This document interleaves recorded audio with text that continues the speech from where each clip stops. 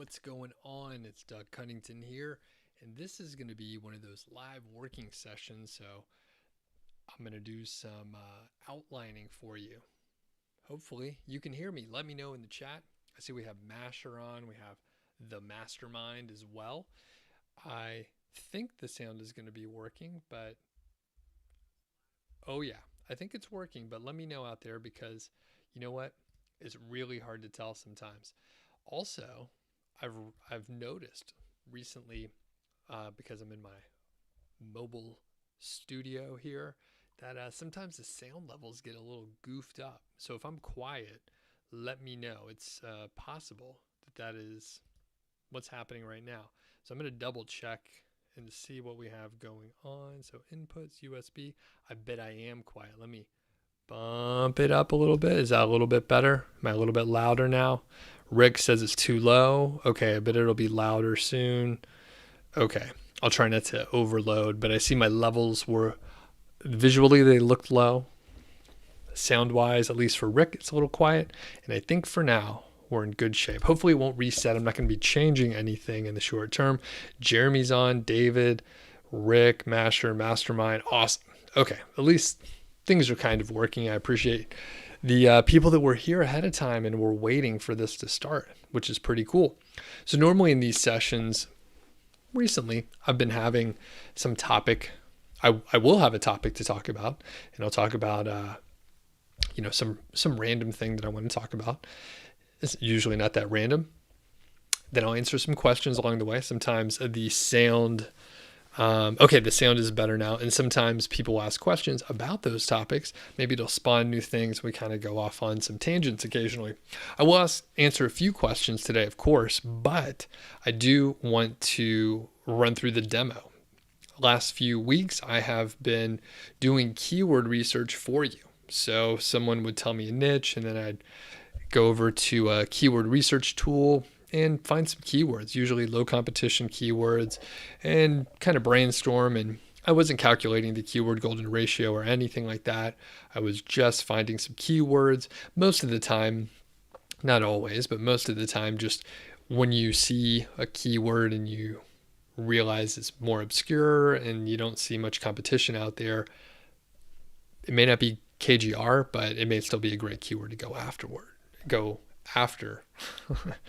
And basically, through those demos of keyword research, a few people thought, now what do I do with a keyword? I don't really understand how to write the content.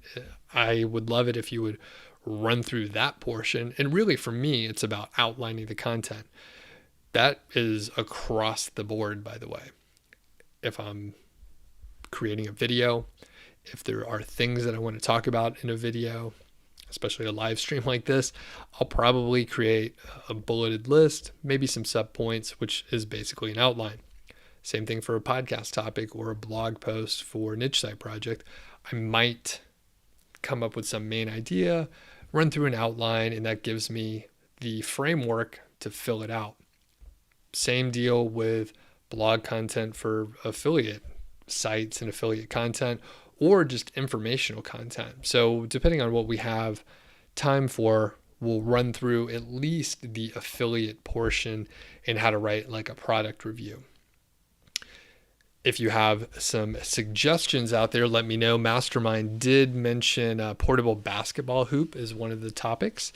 And if you have a topic, I may cherry pick. Since Mastermind was here early, I'll probably run through that. But the thing is, once you do this once or twice, it's pretty much the same thing. In fact, I have a template that I'm going to share with you in a few minutes here. And it's just do the template. There's no other things to work on. It pretty much is a straightforward problem that you can solve by using a template and then some light research. In fact, if you want to create an outline to give to your writers, for example, you'll probably end up with a better product, and then the writer doesn't have to waste time with figuring out what you want in the content. They don't have to do research and find resources or anything like that. They just have the outline and they're ready to go. Before we get into the meat of all that stuff, couple quick things I want to cover. Number one, I need to mention the sponsors for these live streams. So number one, we have Ezoic and their Site Speed Accelerator. It helps your site load faster, and basically it doesn't matter if you use WordPress, some other CMS, maybe you even have like a raw HTML site, which if you do have a raw HTML site, it probably loads pretty fast anyway. But the point is, you can check out the Site Speed Accelerator, especially, I mean, if you're already using Ezoic, then, or you're running some sort of display ads, it may be worth it to have a look at the Site Speed Accelerator, have a look at like what Ezoic is doing in general over there. The integration method that I recommend, like basically how do you get the Site Speed Accelerator? I believe there's a link in the description. Head over there to Ezoic, and there's a little demo. You could like put in your site or a specific URL on your site, and it'll give you the page speed insight score simulation, like how much of an improvement you can get. There's a 7-day free trial if you go through my link and check it out. That'll help your site load faster. Thanks to Ezoic. And the other is Niche Website Builders, and they sponsor the Q&A segment. We're going to be answering some questions along the way, but I do want to give them a shout out and a little update for everyone. I have them working on a Shotgun Skyscraper campaign for me. They're doing a great job. We're a little over 4 months in. They got started roughly the end of July. So if my math is right, it's a little over 4 months. They posted 2 pieces of content. When I checked just the other day, I think it may have been 1 to 1.5 days ago, they had, I believe it was 40 or 42 links overall, and the average domain rating was 49.1. I kind of remember the 0.1. So that's pretty high. And the thing is, it was on this campaign's going on a brand new site. So I am still working through the sandbox. I don't have a lot of traffic. I don't have a lot of rankings. I am ranking number 3 for a product related keyword that is KGR, but I have several other KGR pieces of content and they are not yet rankings. A lot of the content is not indexed. So this is a common question I get all the time. Hey, my stuff isn't indexed. What do I do? I've been working on my site for 2 weeks. This is crazy. I've been working on the site for 5 or so months, and I have like 50-ish pieces of content and a bunch of backlinks that these guys and gals are working on for me. And there's still a lot of content that is not yet indexed, and I think it's just a competitive niche. It's still in the sandbox, and I think Google's sort of putting me on trial. Hey, is this site going to be around for a little while? Hopefully I'm going to be able to get out of the sandbox, start ranking better, and so on. Anyway, I'm getting a lot of links, and I started link building right at the very beginning. They're getting better. At the very beginning, I didn't get as many links through their campaign, but as they've published more content and they kind of realized what sites are willing to link to my site, they're able to refine their process and do a better job as time goes on. So thanks to Niche Website Builders, and you can save 10% of their link building campaign, like the one I'm talking about. I'm using the budget version. And if you get their content packages, you get 10% additional content. There's no discount, but you get additional content on top of it. So thanks to Niche Website Builders, and both the founders have been on the show. So that's kind of cool. All right. We have a couple other people. Karen came in, Lance, Annis. Okay, so we got 20 people in here. Let me know if you have other suggestions for topics for the what I'm going to outline. And I didn't get this ahead of time. I wanted it to be raw, and you can see the struggles that a person may go through. Disclosure also, I didn't sleep that well last night. Perhaps I had one too many beers, and I just didn't sleep as well. So also, if you didn't notice, I'm in a different office. This is actually my childhood bedroom. So I'm not in my normal office or environment and all that stuff, which makes a difference on the sleep. But honestly, I did have one too many beers. I'm getting the local Atlanta beers around here. So I had some Terrapin last night. And what we're going to do is hop over to a Google Doc. That's typically what I work in. It's easy for sharing with a writer. It's easy to work in just overall. You're able to get comments and other details. So we're going to hop over there. Santa's on as well. So you should be able to see my screen. And we're starting with a blank page, which is a rough way to go. And I see 24/7 marketing. It says rain gutter cleaning services. Okay. So we're going to potentially do that one. That one doesn't sound as interesting to me. That sounds kind of boring, but I will put it on the list. So Mastermind says portable basketball hoop. So at the beginning, we'll write that in. And there's all these overlaid screens. At my regular office, I have a couple giant screens, and this I'm using a small 15-inch laptop situation. So portable basketball hoop. One thing I like to do is learn keyboard shortcuts. So I usually will make that like a heading number 2, just for my outlining purposes and stuff like that. And I mean, literally, I just use the simple outlining numbered list situation here. And it doesn't matter if you have a specific way you like to do it, you can do that. I just usually stick with a default, and that is totally fine. Now, one little tricky thing is if you're starting with a blank page, it can be a little bit more intimidating because you're like, what do I write here? I don't even know what to write. I don't know much about the portable basketball hoop, blah, blah, blah. Now, this is a product review, this is a product. So we can put it in the format of a product review, which is great because all we really need to do is refer to the perfect, this is sort of an older, more specific template for Amazon reviews, but it could be for any kind of product review. So how to write the perfect review. And you can see, this is what we're going to hit. This is all you really have to have in mind. And of course you have the title. Usually that's the keyword. You'll have the intro paragraph. I usually like to put an image up there. You can put a comparison table. It is optional. And then mention a few features. That's kind of like the buying guide stuff. Specs and features for each of the models. So you're going into sort of a mini review section. The customer or user impression, and then the conclusion. Now, if you want to get this yourself, it's freely available out there. You don't even have to opt in, to be honest with you. All you have to do is hop over to nichesiteproject.com/Amazon-affiliate, and then you'll land over here. I think actually if you just go to the homepage nichesiteproject.com, scroll all the way to the bottom, I think there's a link down there in the footer that'll take you to this page, and it's about halfway down or so. And you can just see this template. You can give it to your VA.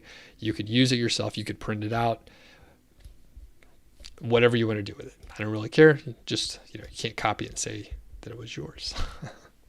So at this point, that kind of removes a lot of the pressure because you're not dealing with just a blinking cursor over here. We have the format that we're going to cover. So if we look here, so we have the article title, we have the intro paragraph. So we can just make it easy. And this is one thing where if you have the skeleton here, you don't have to think as much. You can start by writing like 1 to 2 sentences for each section of the outline. So if you're thinking, oh man, how am I going to write 4,000 words on this topic? You start with one word, hopefully a full sentence, but sometimes you just have to start small. And that's what we're going to do here because I haven't done any research. We literally just looked at this right now. So we have the intro. Of course, I'm not going to, this is the written stuff we're worried about, so I'm not going to worry about the image there or the table. But we have the features. So we'll put in here features. And I don't know what they will be yet, but I'll sort of note one. I know that that's going to turn into several. So I'm just going to leave it like that for now. And then we have features for each model. So we can say models. And then what will happen is we'll talk about each of the models and how they line up to the features. So you don't have to think, all right, I got to cover each one of these models individually. What am I going to write about this one or that one? You literally just say, here's the features we talked about before. Here's how it matches up to this model. Sure, if you have something specific, maybe there's a very sort of rich amount of content on the Amazon details page, that could be great. You could fill in more details, but you at least want to hit the features that you covered with the specific models. Is that right? Yep. The features that you mentioned for the specific models, and basically you'll see how that pans out here. After that, you go to the customer and user impression.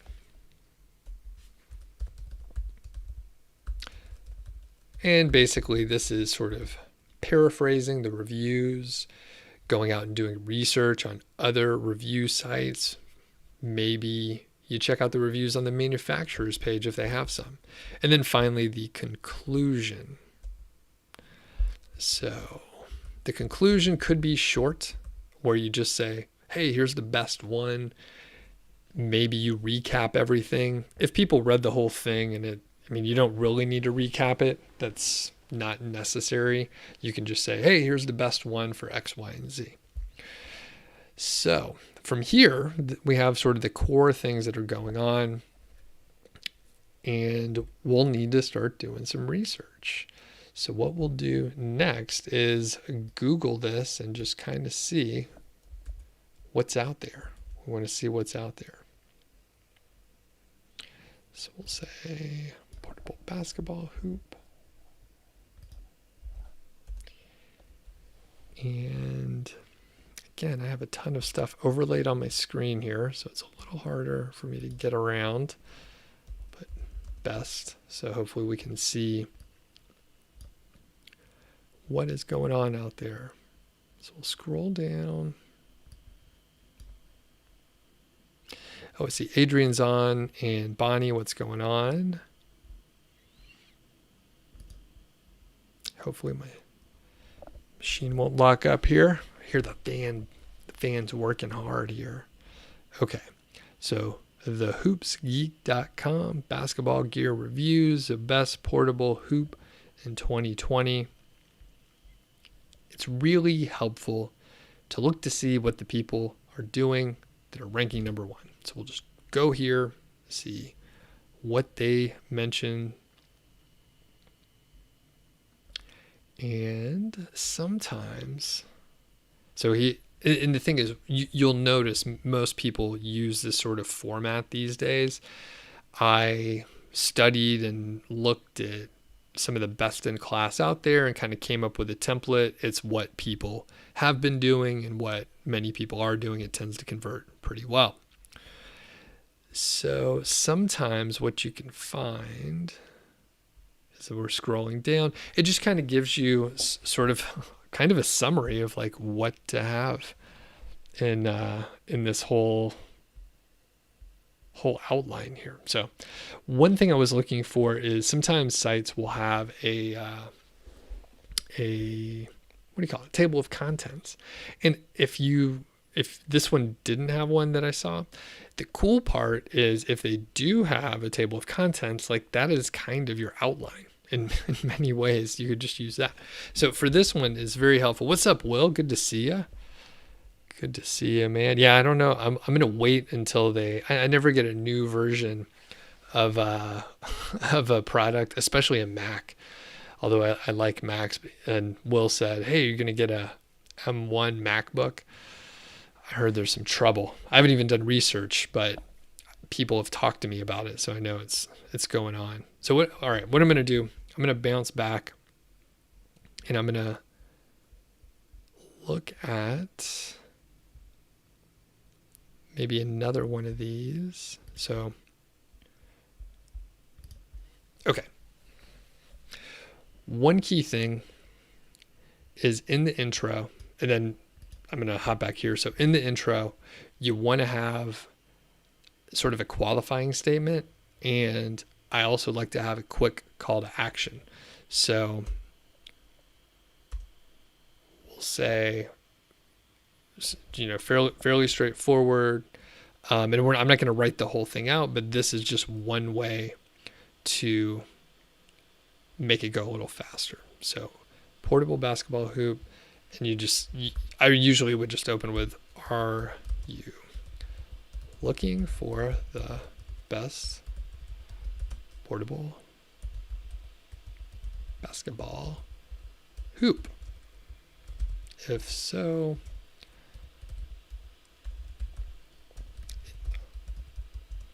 you're in the right place. Great. And then you would say something like, here's my, can't type, favorite one, because it's always important to put because why. It can almost be universal. It's like durability and great value. I mean, you could use that for almost anything. It doesn't have to be super specific, but you should put something. It's durable, and in this case, portable is in the name, so it's durable, and I'll just put highly portable. The reason why you want to have a call to action early is for people that don't read much and they just want a curated list.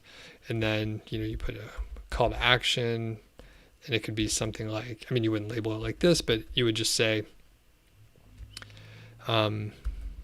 check the latest pricing on Amazon if you're sending people to Amazon. If you're maybe you're using Genius Link and you're using their choice pages, maybe you would say, check the latest pricing on like at Amazon and somewhere else, like if you're doing Walmart, for example, and then you would send them over to the choice page. So that's what you would put there. Now, we're going to get into the meat of it. In quick favor for people that are finding this helpful, hit the thumbs up. Hopefully, it'll improve the rankings and help other people find this video in the future. And if you're watching later, you're watching the replay, you can leave a comment. Let me know you like these kind of demos, or if you don't. That's also helpful if you don't like these. All right, so we got the little intro part. Next, we need to sort of unpack the features that we need to think about. So one good thing to do is head over here. So this is, I think, one of the others that was ranking.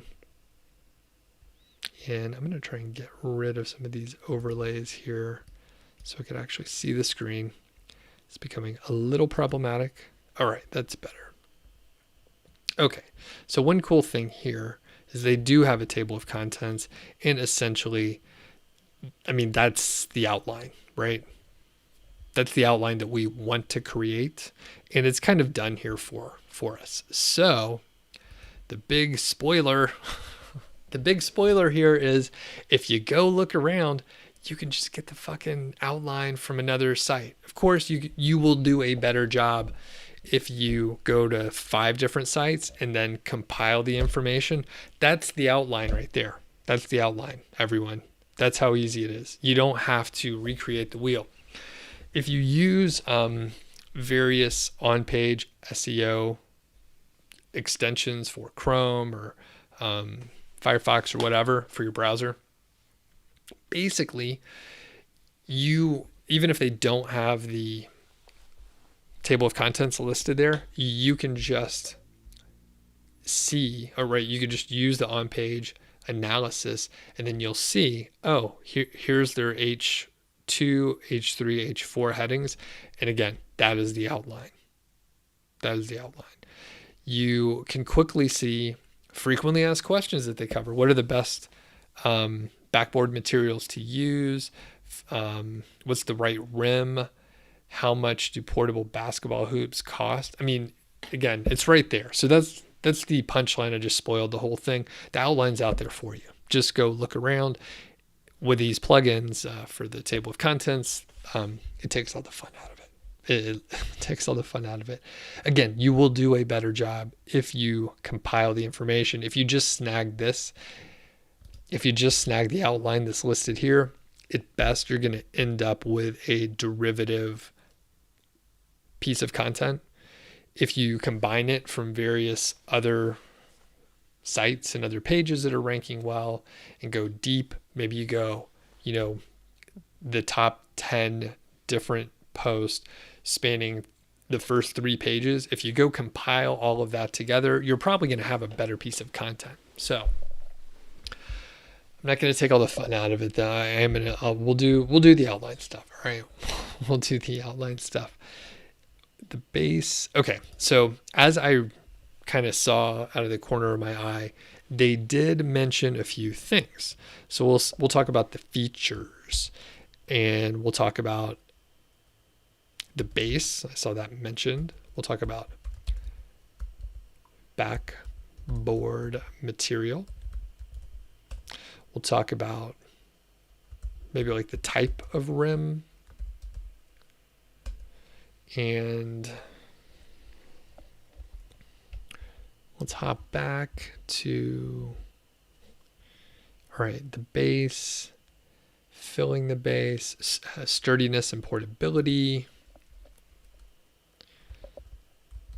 So portability, obviously important since that is part of the keyword.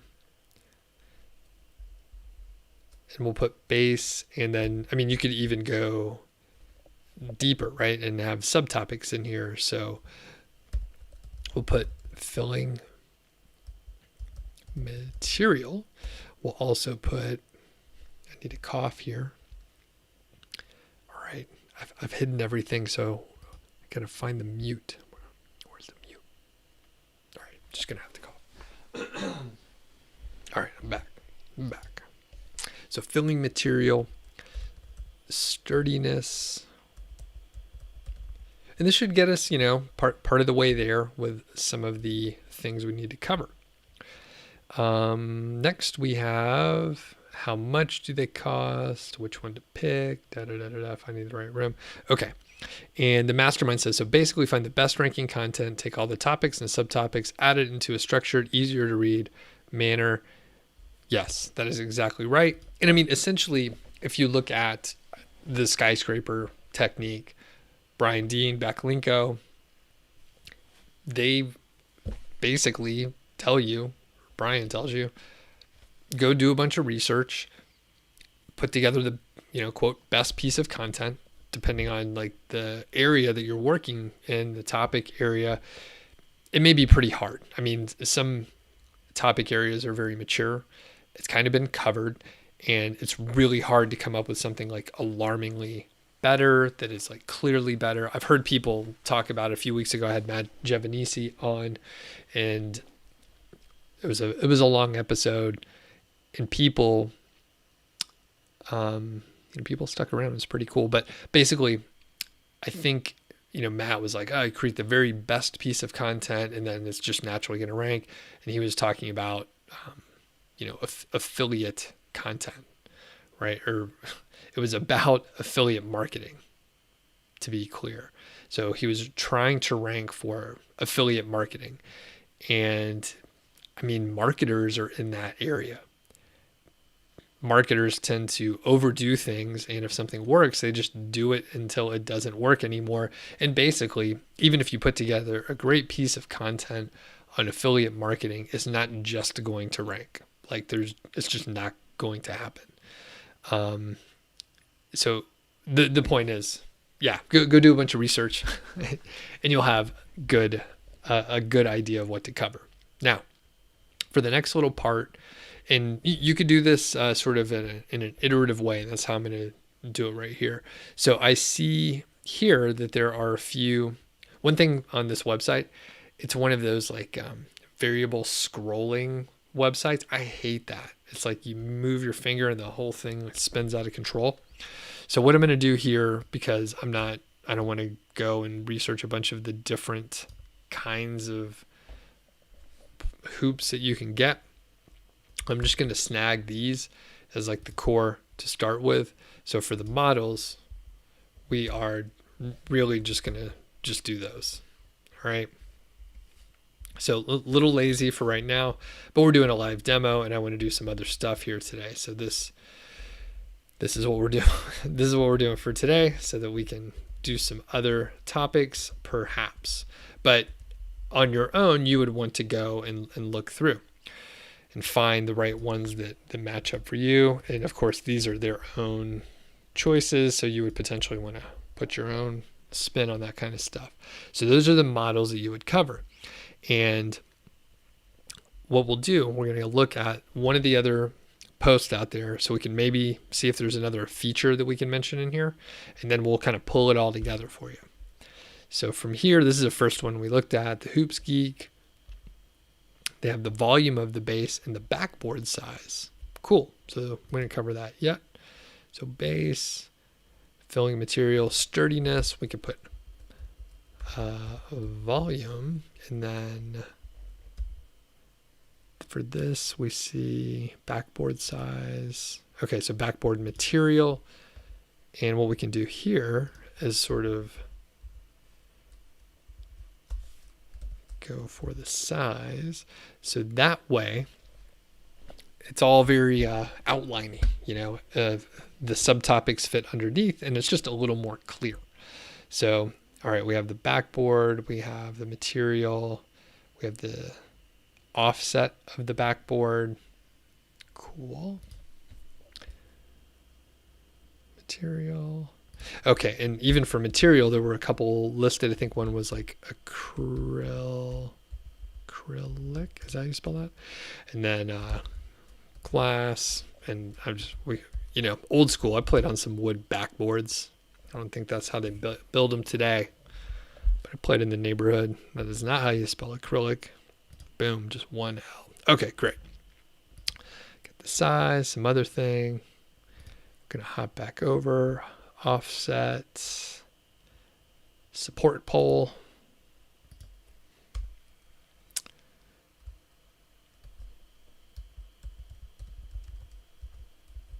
Support pole, and then more backboard. So we had the offset.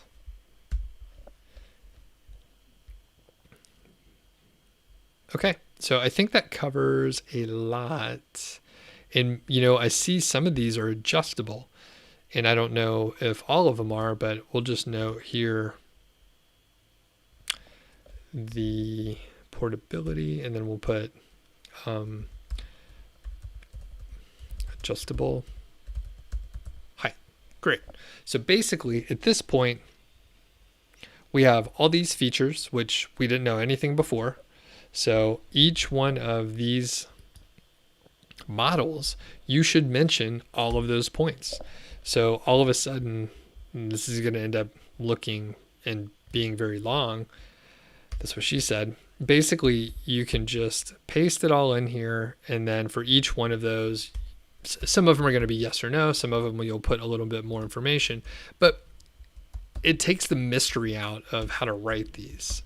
So all of a sudden, you got all this info. Now, one thing that I sort of goofed up here, so the customer impression, that should be for each one of, it should be for all the stuff I just cut and paste in there. You should have that for each one of the products. All right. So I didn't note it properly. It would actually fit in there. So it would be customer impression for each one of the models. And then for the conclusion, you could say, here are the best models, and then maybe you have some criteria. So, portability, maybe the best one to be portable, the best for like budget, like basically the cheapest one, and then maybe best all around. And then it's sort of summarized. If people made it all the way to the bottom, they're easily able to see, oh, you know what? I'm trying to not spend as much. I'm getting the budget. Or someone's thinking, I'm going to be moving this thing all the time. I need the most portable one. I don't care if it's more expensive. I just need the one that's most portable. So that is how you would create an outline. That's it. So it's pretty straightforward.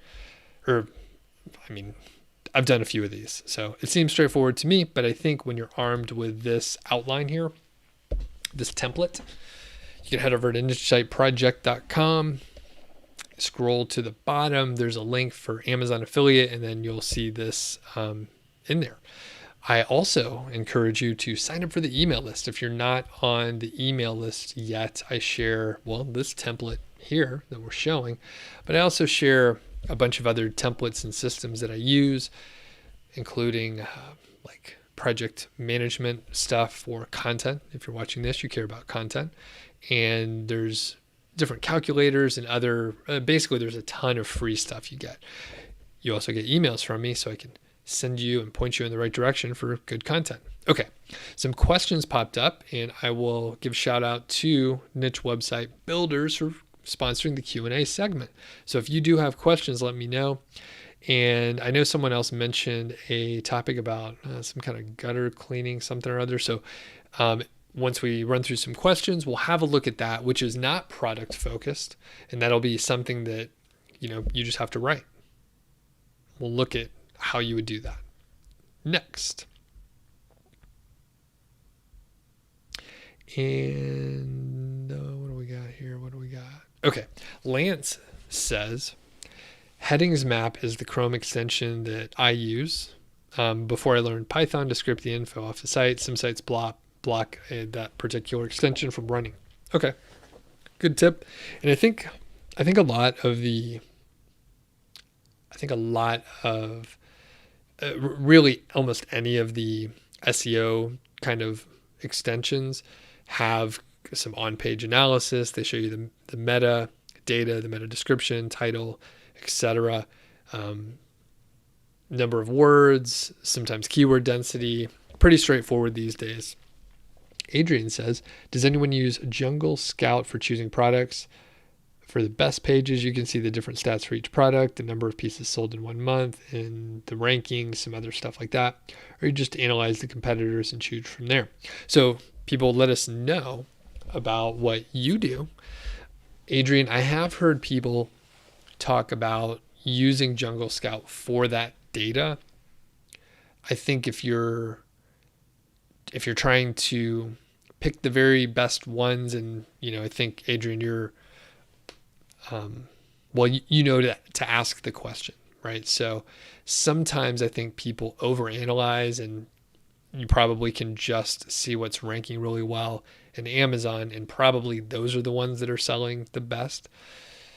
If you are aiming for a more obscure item, maybe there's not as much data, something like that. But you could use Jungle Scout if you were already using the tool, if you already had access, if you understand the data that you're getting. It could be helpful in choosing some different products. But when it comes down to it, I've never done that.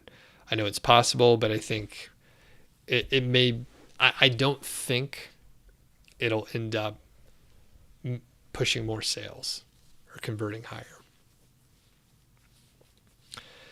Bomb 2060 says that he or she uses camel, which I think is a similar kind of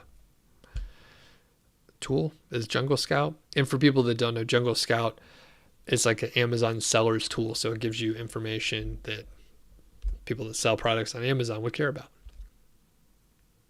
Aman says, does the page authority and domain authority matter? The answer is it depends on what the context is for your question. So maybe you could, what are you really asking? Does it matter? I don't really care about the PA and DA for writing content, but if you're asking something different, let me know the context, and then I can answer the question that you're looking for. But generally, when people are like, hey, how can I improve my page authority and domain authority? That's just a metric from Moz. And you could fill in whatever metric you want for another tool.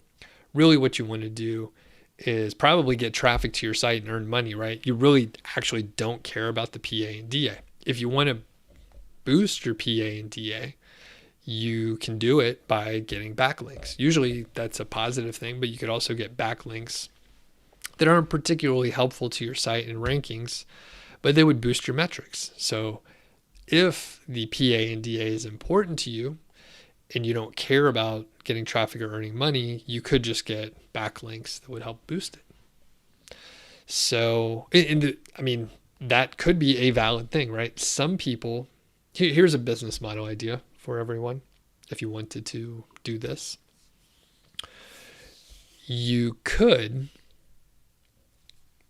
get a site or two, build links to it, put some content on there, build links to it so that it has a high domain rating, domain authority, and people will want to get links on it. Then you can charge people to get links from your site, basically, because people want backlinks. And there's services out there there's tons of services out there that do it. So if you wanted to try to be like a service provider and go get guest posts for people, go get links for people, you could do that, and you would probably end up working with people that have blogs that charge money to put links on there, and that's one of the ways they earn money. So I don't really like doing services. I wouldn't do this anyway because it doesn't sound like an enriching or enjoyable thing to do. But basically, you can get a website, get a bunch of links to it, then sell links, and you could be like a supplier for the many, many, many link building and service providers in the SEO area. People want to get those links. So anyway, you can do that, and that would be a valid business model and potentially be a little bit more streamlined and easier to do than providing a service to individuals. So you'd be doing like a B2B thing, right? So you're selling to the service provider. You don't have to deal with the end client. And there's, they want a system in place. They don't want to have to deal with, the clients and have to do all sorts of nonsense on the other side. So anyway, that's a business idea out there too. Okay, Masher says, I used the KGR on a new site with only 10 posts, and it's already made $124. That's awesome. Yeah, good job, Masher. Very cool. Already made 124. KGR really works, and that's amazing. When did you post the first article? How old is the site? People are asking a bunch of questions, and the first post was published in June. How long is the content as well? Very cool. Nice job, Masher. All right.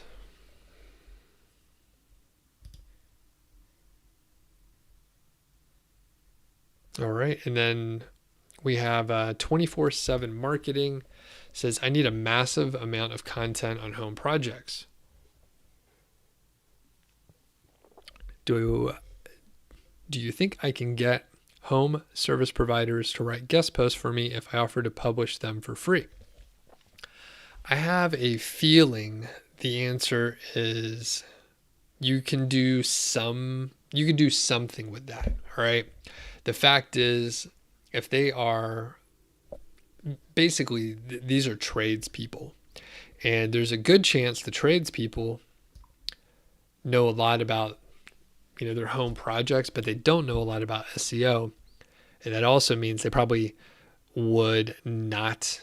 They're not writers, most likely. They could be, but they're probably out there practicing their trade and doing stuff. So there's a high likelihood they won't even know what you're talking about. If you were like, hey, do you want to write a guest post on my site? They probably don't even know how to update their website. They probably have no idea. You probably could get bloggers. You probably can get bloggers to write content to get links. All right. So put a Write for Us page on your site, and then you'll probably get a lot of people trying to do it. So the other thing to that note, tomorrow I'm doing a live stream. I usually don't do live streams on Thursday, but I decided to do one tomorrow because I had some space in my schedule and I wanted to cover some stuff on link building. So I will actually be going over some footprints that you could look for to try to find different opportunities to guest post and or post just in general. So have a look tomorrow. Again, I have another live stream going on. I'll be doing like a demo situation as well. Next we have I think that is it as far as the questions that we're going so far.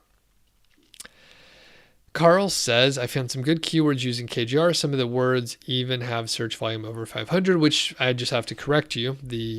That's not KGR, because you can't have a search volume over 500, or over 250. 500 is over that. So it doesn't mean it's a bad keyword, but it's not KGR. And Carl mentions that you and your wife will be knocking the articles out as soon as possible. Great. Yeah, hopefully those will pan out. So, any other topics you guys want me to cover? I know we have the rain gutter cleaning services. So the problem with that keyword there, so this is 24/7 marketing. I was like, so what content am I supposed to cover with that? Like, what is the searcher intent with rain gutter cleaning services? So 24/7 marketing, what are people looking for when they search for that? So the reason why I'm asking that and why it's easier for me to do like the affiliate content is, it's research, right? They're doing research for buying a product. It's very clear.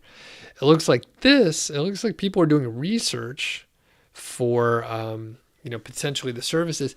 And the thing is, it's a local kind of keyword, right? If I'm doing rain gutter cleaning services, my guess is I'm going to see a bunch of local businesses listed there. In 24/7 marketing, you've been on a ton of these, and obviously with your screen name here with marketing, it sounds like you're a marketing expert and you do this for services. So what are people looking for here?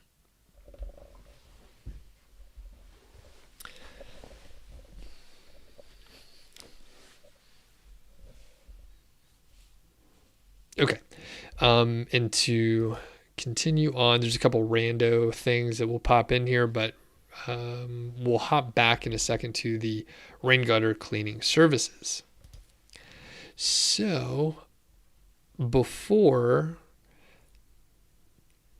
24/7 marketing says, good feedback. I think I will need to offer to help the service providers to take their knowledge and turn that into good posts. And I have to tell you, good luck trying to, again, I think people that are in the services, especially like the home improvement services business, they're not SEOs. I don't think they would want to talk to you just in general. They're busy like on calls in homes doing the projects. I could be 100% wrong, but the trade folks that I've been working with, you're lucky if you can get them on the phone. It is tough. And I was going to say, good luck trying to get them to have a conversation with you, and just, I don't think they're not going to understand the perceived value unless, if they have more of a marketing focus, then sure. But I think you're fighting an uphill battle, and I don't think I would try to get content from other bloggers because they understand the value. They would come to you. The problem with what you're describing is you're going to be pulling teeth. You're going to be going out there trying to convince people to talk to you. And really what you want to do is for them to just provide the content for you fast. And and I actually there's a couple things that I've done where, it's the equivalent of a roundup post. And it's actually, I have a little story we'll get into in a second here, but Carl, before I go on my little rant, Carl says you'll rewatch the KGR videos. Maybe you missed some insights. Carl, in the description of this video here, there's a link to 7 new keyword golden ratio videos. I published them just a couple weeks ago. There's one video that talks about why 250 is in the formula. So again, it doesn't mean it's a bad keyword that you found, but technically, if it's over 250 searches, potentially you're not going to rank as well. Okay. So I see a couple like follow-up questions. Okay. What I'm going to do, I'm going to hit the 24/7 marketing. I'm going to circle back to Amon's question and Mersick91. All right. Bonnie's out of here. See you later. So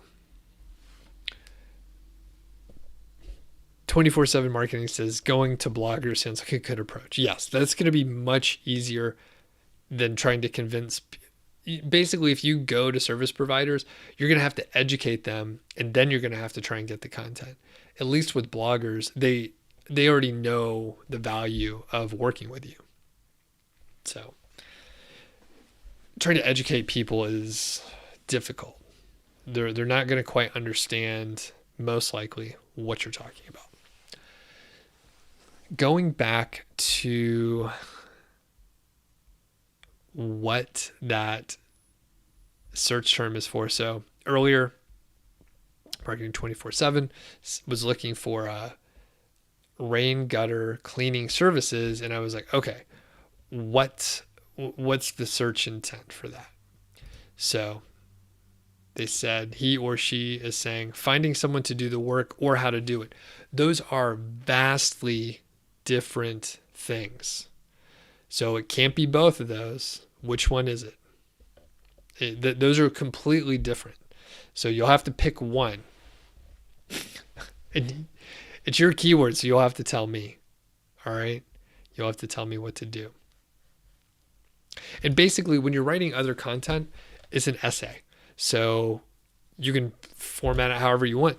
You can make it like a step-by-step process. If it's like a how-to piece of content, you can make it like this versus that. There's many different ways to cover, and it depends on like what the topic is. So finding someone to do the work, I think probably, again, I'm pretty sure when we Google it, it's going to say, it's going to give local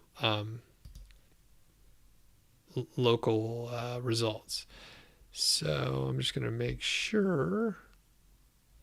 So rain gutter cleaning services. So we'll do.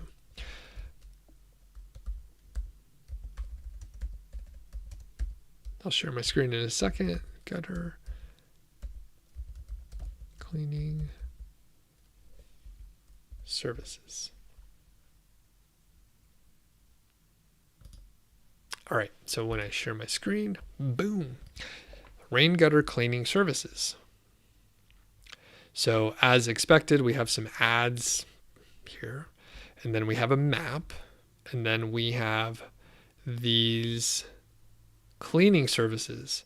So I hate to break it to you. 24/7 marketing, people are not looking on how to do it.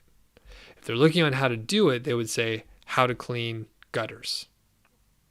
So you'll need to revisit your approach here because it's just a little bit off. Like you're even if I outlined content, it would be nonsense. When people search for this, they're not searching for how to do it. So that's a key thing. Like forget the outline. Even if you have a perfect outline, if your keywords are not matching up, your searcher intent is off, then it's off. Like there's nothing you can do.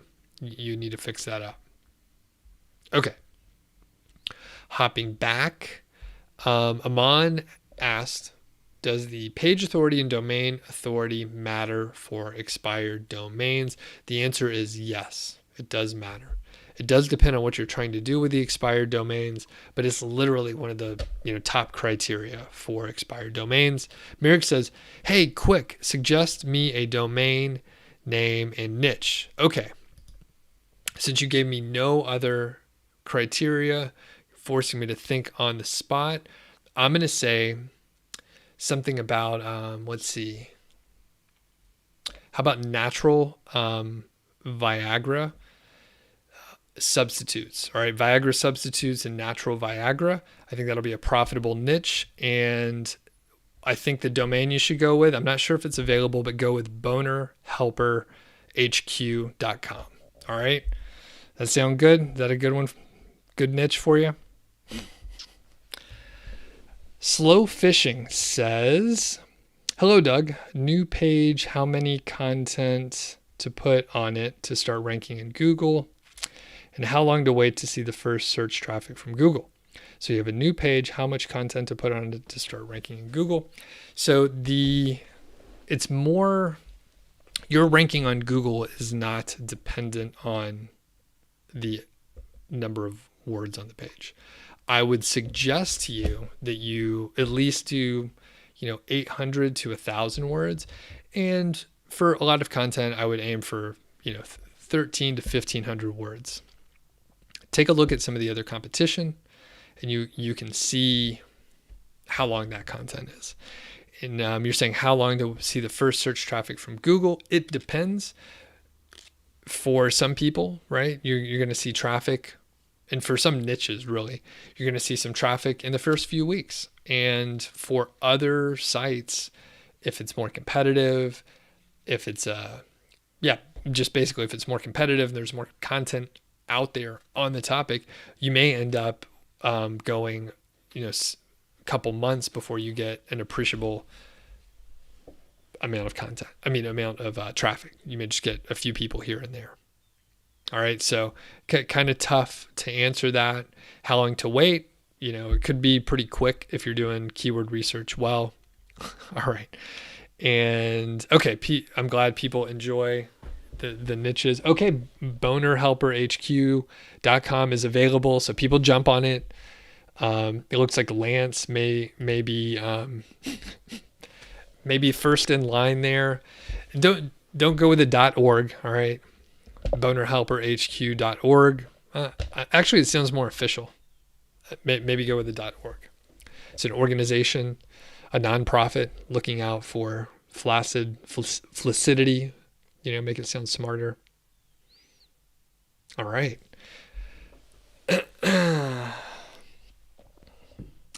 Basically, number one, I'm a jerk. Number two, most niches are probably going to be okay.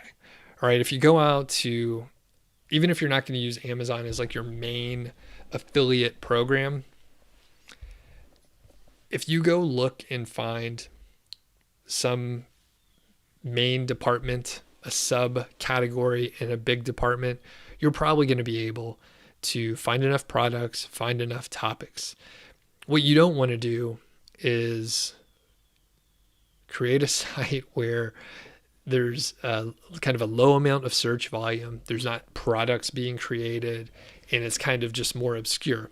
You can still get a lot of traffic to sites by, just publishing a lot of content, even if, in general, it's not getting a ton of searches per month.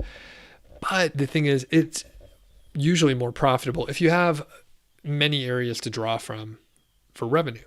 So if you have some new products being created, maybe there's some older antique products as well, and there's some, say, digital products associated with it in the form of courses, or maybe like software, depending on the topic, you'll have a bunch of ways that you can make money product wise.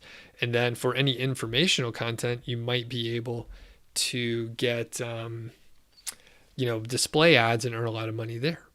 So the whole point being, if you niche down too much, you don't have as many options. And if you niche down too much and there's not very many ways to monetize, you've painted yourself in a corner. So it's better if it's a little broad from a branding perspective, and then you can focus down tightly with the specific keywords and what you're targeting. So Carl says, what's the best way to find affiliate programs for your niche? So there's a few ways to do. That's a great question. Good. Thanks for asking that one. That's a good one. What's the best way? There's a few ways. So I would suggest you go to some of the big affiliate program marketplaces. I think that's a okay term to use for it. I don't know if they're actually marketplaces, but Share Sale, Commission Junction, there's a few other big players like that. And a lot of companies work with those affiliate programs. So you can just go search on Share Sale, go search on Commission Junction, and you'll probably be able to find products that fit your niche. The other way is to make a list of the different companies in your niche that have products. So we're looking at basketball stuff before. I think I saw like Spalding and what are some others? Lifetime, Spalding. Well, there's not a ton on that specific one. Essentially, you would find those companies and then see if they have a listing for an affiliate program on their site, see if they have any details. If you don't see a public-facing affiliate program, it doesn't mean they don't have one, and it doesn't mean you can't work with them. You could probably contact their marketing department and then figure out how you can work with them. If you have traffic on your website, chances are people are going to want to work with you. Even if they don't have a formal affiliate program, you may be able to work something out with potentially a discount code. Maybe they do have an affiliate program and it's just invite only. And if you tell them, hey, I'm getting 500 visitors per month on this specific page. And by the way, I see I'm actually selling a few of your products on Amazon. They're probably thinking, hey, we'll make more if we sell it directly. Maybe it's the same price or cheaper for the consumer, but the company would make, a much higher margin because they don't have to have Amazon in the loop there. Amazon kind of forces the prices down.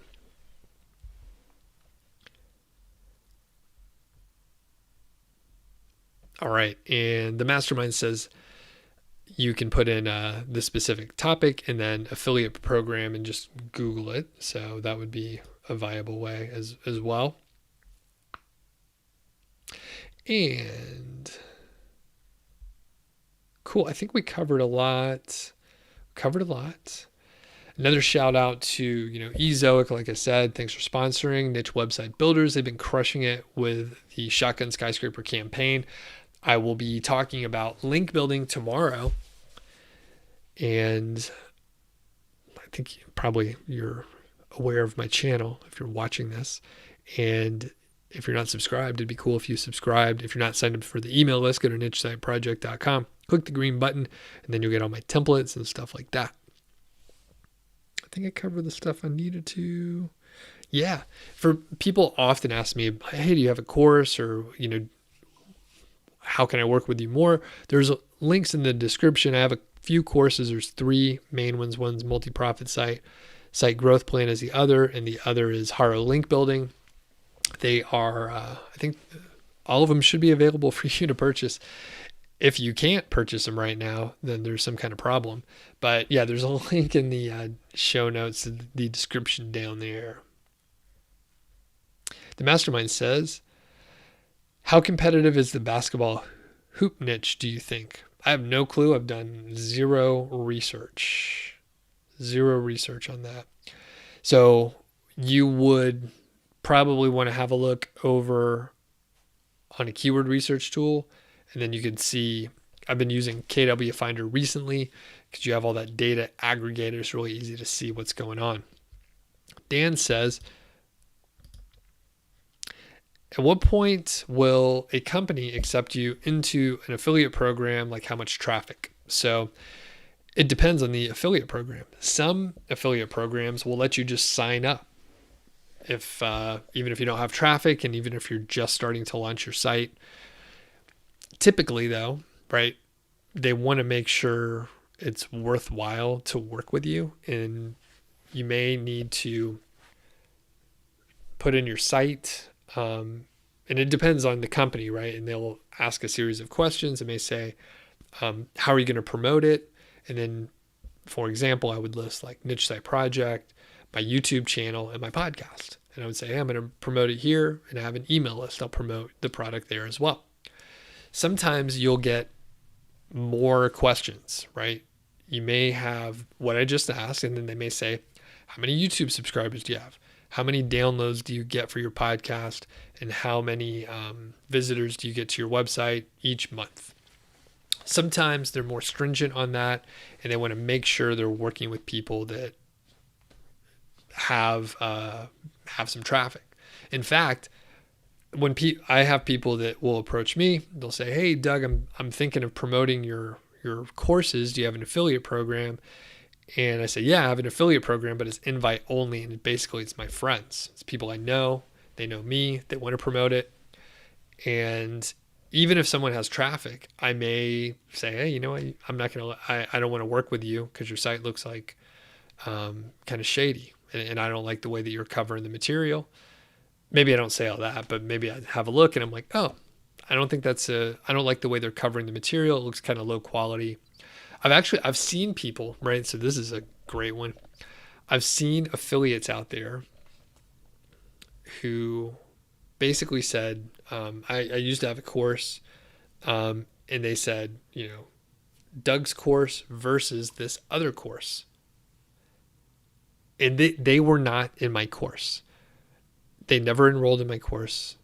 They were really just they were just trying to sell the other course. So they literally had no clue what was in my course. I looked them up. So for that person, if they were like, "Hey, I want to be in your affiliate program and I have a big email list, I could sell a bunch of stuff," I would still not work with them because they're unethical. So Dan says, "Yeah, it really does vary." Yep, it varies 100%. People do things a different way. I'm an affiliate for a couple WordPress themes, and one of those programs, basically you have to have at least 500 subscribers on your email list or on I think YouTube. You have to know the person, you have to know the creator of the product personally, and you have to have the product as well. So there's a lot of criteria that could come into play, and it literally Dan says, yeah, it varies. The good part about being a product owner, a product creator, is you can dictate what you're going to do, right? Most of the time you do have the leverage because you have the product. Now, if someone contacted me and they were like, "Hey, Doug, I have 200,000 subscribers on YouTube. I have 100,000 email subscribers. We want to work with you, and we actually have some terms we want you to agree to." They may have leverage if I was like, "Oh man, I really want to make all those sales." Now, again, if you own the product, you do have the luxury, because if they wanted to create the product, they could do it. But anyway, I think you get the point, Dan. So. All right. Satum says, top tips to increase the conversion in Amazon websites. Do the 5 as you, good vibes as per you. Do the 5. Oh, maybe like do the 5 things. I'm not 100% sure. So one cool thing is on Niche Site Project, I have an FAQ page. So if you go to nichesiteproject.com/FAQ, you will find frequently asked questions. One frequently asked question is how to increase the conversion rate. I'll give you 2 quick ones. Number 1, I covered it earlier. You should have a call to action in the first section. So we're talking first 200 words or so. You want to get a call to action in early. The other is, let's see, tables. Tables convert pretty well. It's a compact way to present information.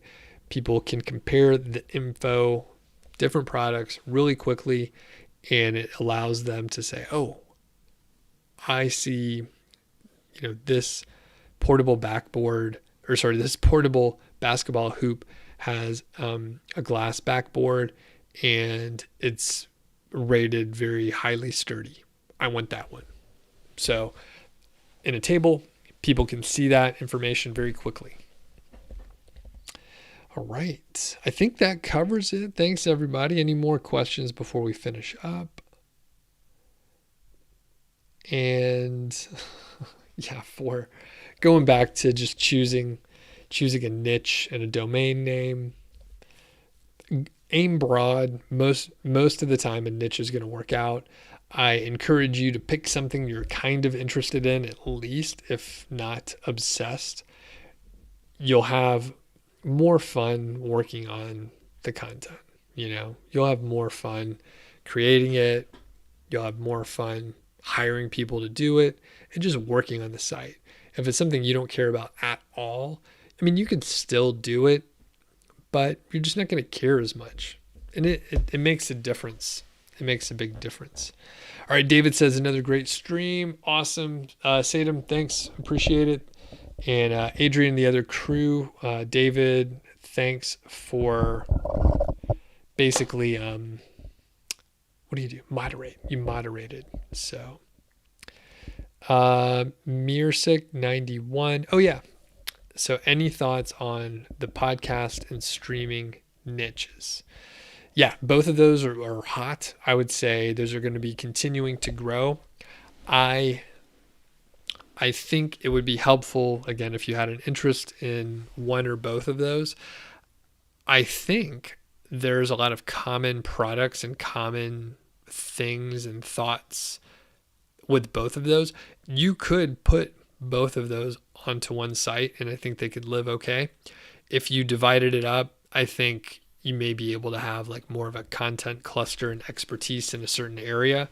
So you may get traction a little faster if you just pick one or the other. Oh yeah, we got celebrity Matt Giovanisi from Money Lab in the house. So streaming, yeah. And I think Matt's been streaming here lately, and I think I saw Matt using Ecamm Live. And one thing I failed at, right? So Matt's even my friend. I don't even know if he used my affiliate link. I was like, hey man, this software is good. I use it, blah, blah, blah. And I basically sold this Ecamm Live. I don't think Matt used my affiliate link. So I failed on that one. And he's even my buddy, He should have used my affiliate link, right, guys, gals? Am I right? Cheesecake says those niches are saturated. So Cheesecake, it turns out if you start looking around, you can easily convince yourself that almost everything is saturated. There are so many sites. The answer is yeah, there's a lot of people in those niches. And if you're not a podcaster, if you're not streaming, if you don't know what you're talking about yet, it will be much more difficult to compete against people that do it all the time.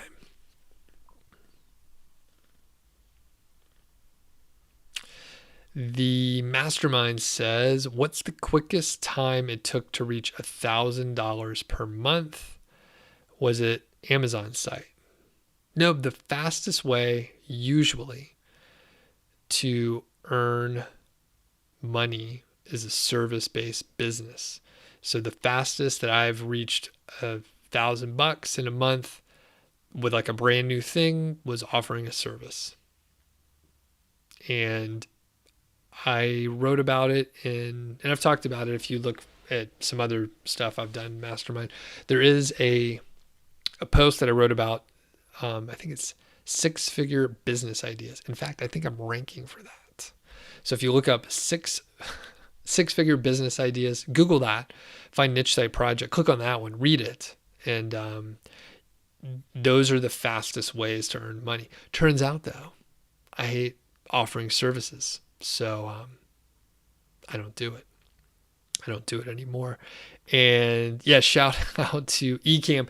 Ecamm Live is fantastic. I now use it to just do my screen shares and videos and stuff like that.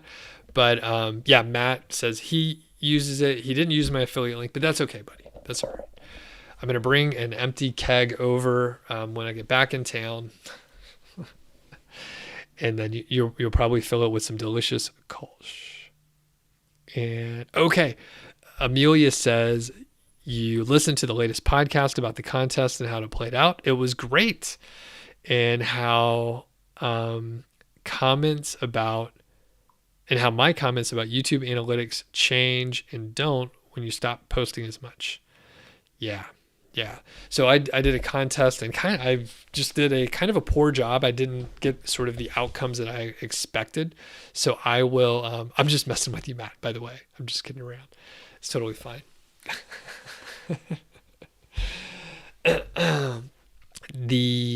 So if you didn't check out my podcast, I was looking for a topic, and it was fresh on my mind because I did this contest and gave away awesome stuff, and very few people actually signed up for it. I did it at a weird time. I talk about all the mistakes that I made.